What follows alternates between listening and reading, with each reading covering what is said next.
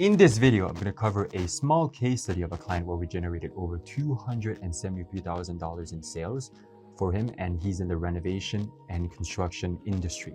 So this client hired us to set up his ads and create advertisement campaigns in order to bring more clients to his business. And the reason he did that is because before, he's built his entire business on just referrals and word of mouth, and he's at a point where he just opened his first showroom in Toronto, Ontario, and he wanted to have a more consistent lead flow coming in to supply his pipeline. He had a receptionist, he had salespeople, so he wanted to feed consistently new leads to that team.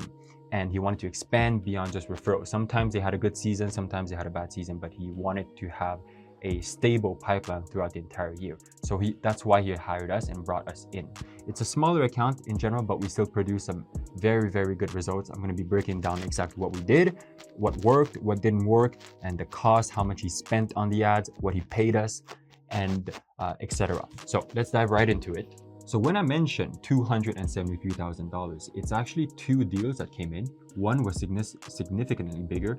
At the point I'm filming this video now, there's more deals lined up and contracts lined up in the pipeline, but some of them are close to closing, but not all of them has closed yet. And the two deals I'm showing you here are examples that have officially closed. The client signed the contract, put down a deposit, and the project has already started. It's in progress. So the first one closed for $70,000. And the second one closed for $203,000. Now, what did we do exactly? Biggest thing that we have to understand is we're bringing in leads from ads online, and they're not referrals. So the leads that are coming in are a lot colder, and they're not the type of leads that are coming for referrals, which are a lot warmer. There's no common point of contact and trust between you and a person. Yes, they're looking for renovations. Yes, they're interested in what you have to offer, but most of the time they don't trust you yet. And especially if they're the kind of leads that has a very high intent and motivation, and they're very interested, they need a renovation done now, then they might be shopping around multiple contracts. So it's important to keep that in mind. From a bird's eye view, we have the ads, which are bringing in the leads over here, and it's very simple. And then from the point after the leads come in, now we get into the sales process. In communication, usually it's either the owner himself, maybe has a sales team, maybe has a receptionist that's going to help pre-sell the lead, qualify the lead, and start building the trust and engage properly with that person. And I'm going to dive a little bit deeper on this later, but it's very important to understand this is a very essential and very important part of the process. Now, what happens after the sales is officially technically we have the deal closed and the deposit, the contract signed, and that's usually how it happens. It's very simple. It's a very simple 4 steps process, but I'm going to dive a little bit deeper on each one of those and what exactly we did. Now, first, in the ads, it's not any kind of ads that we run. It's not a typical branding ad where you just put your logo out there, you put a message. Hey, for example, what's this company called? This client called Home Horizon General Contractor. So we're not going to just put his logo and his name out there and say renovations for Toronto. It's not going to do anything. It's not going to attract anyone. They're going to see your logo. Okay, cool, you do renovations, but that's it. So what essentially we have to do is we're pretty much making a pitch. Think of it as like an elevator pitch. We're making a pitch through a form of video that we're going to put and target in front of the best potential people that are looking for renovations right now in the market. So how do we actually do that? The video typically is going to be between 30 to 60 seconds long. We don't have a lot of time to waste with the client, so we're not going to make like a 5-minute video long. And also, because this is renovation, it's not some revolutionary or innovative product that requires some education or some explanation. People know what renovations are. It's something that a lot of people offer in the market, so we don't have to explain what a renovation is. So we're not going to waste a lot of time explaining that. And what we simply did is we start breaking down, okay, what could be the possible reasons that someone at that time is looking to renovate their home? So for example, reason 1, they want to sell their house, and their house is a bit outdated. They want to sell their house at a higher price, so they renovate the entire space in order to sell it at a much better price. So that could be one reason. Another reason could be they just bought a home and the home is old and they're going to spend a lot of time living inside. So they want a place that's comfortable, that's more modern, that's luxurious, that feels a lot more like a home and cozy feeling. So that could be another big reason why someone is renovating. Flipping is also a good reason that someone might, investors that are looking at properties and they buy a beat down property and then they put some renovations on it and flip it and earn a profit on it. And the last big reason could be rentals, like especially basements is around where the client is located. It's something that's very common where you take your basement and then you turn it into a rental property with its own entrance, and you can just rent it out to students, to professional workers that are new to the city that's just want an affordable place to live. So that's also very common. But those are generally the 4 big reasons, and we're making a video on each one of those reasons over here.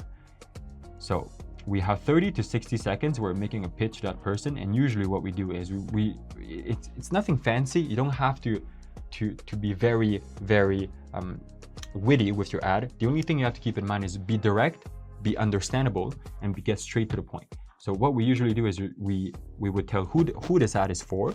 It's for people that are looking for renovations, and we might mention, are you looking to sell your home? Are you looking to buy a new home because it's old? Are you looking to flip? Or you're looking to turn your place into a rental? Or maybe you have an apartment and the old tenant just moved out and now you want to quickly renovate the place and then put it back in the market and rent it at a higher price. Those are all very believable reasons. And once we've gone past that point, then we explain a bit how it works. So in this case, the client has a showroom. So for example, if you're interested, you can make an appointment with us at our showroom and then our people will help you. So we explain how it works, and then we also focus, this is very important in the ad, on credibility. This is a very crucial part in the ad. Once we've called out our ideal customer, who this ad is targeted for and who should be watching this, then we have to display as much credibility as possible, because that person doesn't know you. Like, why should they believe you? Why should they trust you? In this specific case, the client had a showroom, so that's very good. He's putting out there his showroom. He's invested money into a place to let his clients feel more comfortable, to see what kind of products and service he has. So we mentioned that he has a showroom, and other things we mentioned here is years of experience. Or if he's been renovating homes for more than 10-15 years, that's good to mention. People will want to hire other contractors that has experience, that's not going to make mistakes in the renovations process. So we mentioned experience. Then other things we mentioned is the team, the skills that they have. Like, are they all handyman, or are they tradespeople that are professional, electricians, plumber, and all those things. So those are the things that we also mention. And once we've gone past the point where we show as much credibility as possible, I forgot to mention, how many projects has he done? That's also important. So if he says, I've done over 100 projects this year, 100 jobs, then that is another element that makes him trustworthy. If he's completed 100 jobs, and most likely he's very experienced at what he does. So that gives additional trust to the lead. And once we've gone past this point, then we have to let the person know, okay, so if you're that person that we're looking for, that's looking for a renovation, and here's our credibility, here's our story, and here's how it works, then we have to explain what are the next steps. You cannot just leave the person hanging over there. You have to let them know what should they do next. And a good detail to also add in this step is, if you have anything that stands out in your service compared to your competitors, it's important to mention it. For example, if you're able to, in this case, give a design plan within the same day, or give a detailed estimation of the exact cost within the same day, that is very good, because you're fast, and clients like it when you're fast. So if you're capable of doing that, mention some of the things that makes you stand out, and then after you let them know what should they do next.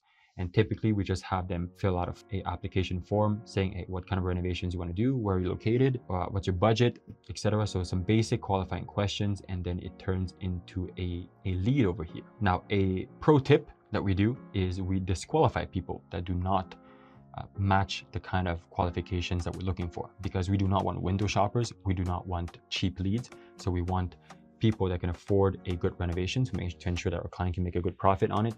And we also want leads that are motivated. So not the leads that are looking to do renovations maybe next year or maybe in 6 months, but the leads right now in the market that needs it done. So based on the questions that we ask in the application, if they answer something that is not something we're looking for, then we kick them out of the form. This prevents the client from getting any bad leads, and also it trains the advertising algorithm to help us find more similar people that matches the kind of clients that we want. So that's a very important step. But I do have to mention that typically when you do this, your cost per lead might go up a bit. So every lead might cost more. Now, what happens after the lead comes in? So the lead comes in, you have the application, and you have his pipeline is starting to increase, it's starting to grow. Now we arrive at the sales process, and here I'm not going to cover the entire things that we do because our clients pay us for it, but I still want to explain generally the things that we do. So here we have to remember these leads are cold. They don't know you. Yes, they're interested, but they don't know you. That's something we have to keep in mind. It's important that you don't assume the person is going to buy from you yet. This is where you're going to convince them over that you're a trustworthy person. And there's going to be many times where they don't reply. It happens. They ghost. Maybe they're busy. They're slow at getting back to you. But as long as you keep in mind that you do anywhere from 18 to, I would say, 25 touch points, then your odds of closing that deal is very high. So keep this number in mind. And the way that we do it is we help them build a system where there's a combination of texting, communication, of calls, follow-up calls, content, video content especially, and email, where all these 4 elements, we can say hammer the leads with different touch points and allow them to feel warm and feel trusted by us. That's how we do it. And at that point on, once they've gone through the sweet spot, 18-25 touch points, then at that point the lead is pretty well nurtured. It's usually by this point closing the deal is not going to be as hard. It's important, but it's important to not make the mistake of attempting to close the lead immediately. For example, you just the lead just came in, and then you give them a call, and then they try to book an appointment, and then right after you're attempting to close them, but they said, oh, let me think about it. And then if they don't reply back, then you assume, oh, it's a bad lead. No, it's not a bad lead. It's just simply that you cannot force them. Remember, 18 to 25 touch points. And if you keep running this system, then your pipeline, as it grows, there's going to be accumulation of a lot more leads that's going to close. That's why so far we only had 2 deals closed, but throughout the next 30 days and 60 days, this number might triple, quadruple, etc. So it's important to stay a bit patient, train your salespeople to not give up on the leads, and also to make sure that every time you communicate with the lead and you increase your touch points, to remember, how can I add some more trust elements or value to that person, and not just call the person or text the person, hey, have you seen my message? Have you seen my proposal? Have you seen my estimate? What do you think?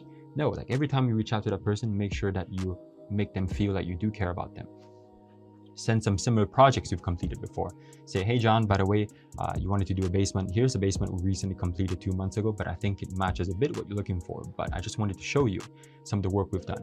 Or send them some different ideas, like contribute to their project that they want to do. So that's how you really gain their trust. And this is a little bit outside of the marketing side, but it's an essential step that really helps our client close the deals. And by that point on, closing the deal shouldn't be an issue. So that's pretty much it in overview how we did it. I'm going to break down the cost with you with this client. For this client, so what we got paid over these couple months is they paid us a upfront fee of $5,000, and it's mostly like a consulting fee. What we do help them with is we help them set up their advertising account. We help them set up their backend systems. We help them create good, engaging we help them create good, engaging ads that's going to bring in the right leads and customers. And after we consult their sales team, whether it's the owner themselves or maybe they have a receptionist, maybe they have a salesperson, we consult the salesperson and we train that person properly on how to engage with the lead to ensure that the odds of closing is high. So what I mentioned earlier, the touch points here on top of the systems we've built, like the email automations, the text automations, the content automations, the videos and all that stuff, we also train and consult the salesperson on how to engage and follow up with the lead. That's the things that we do, because the goal in the end is that the client closes the deal and makes 8 to 10 times more the money that they paid us. So here they paid us $5,000, and that's the only thing that we pocketed, we earned as a company. And of course, the client is going to re-sign later and we're going to expand our relationship. But I'm specifically talking about this project over here, what they ended up paying us. They paid us $5,000 and they spent a little bit more than $6,000 in total throughout this entire time on ads. Now, this budget is not something that they pay us. It's something that they usually spend on their own account, and we just manage that budget for them. So we turned in total $11,000 around into $273,460 from 2 projects. And again, these 2 projects are the ones that are all specifically coming from advertisements. And also there's a lot more coming, but for the sake of this video at the time I'm filming this, I cannot confirm that yet because they haven't officially closed, signed and put down a deposit, but there's a lot more coming. But let's be conservative and assume that it's only these 2 projects. And of course, this is a sales number. He's not really profiting this amount of number. And let's assume a general market average profit margin in this market is 30%. Sometimes it might be lower at 20%, sometimes it's higher at 40%, but let's make an average of 30%. He's netting $82,000 from these 2 jobs and he paid us $11,000. So we're well within our range of 8 to 10 times back the money in this case. So it was a pretty successful engagement so far, and there's going to be a lot more coming. I hope this video was helpful to you, and I hope this helped you understand more about what we do for generally smaller clients that are just getting started with advertising.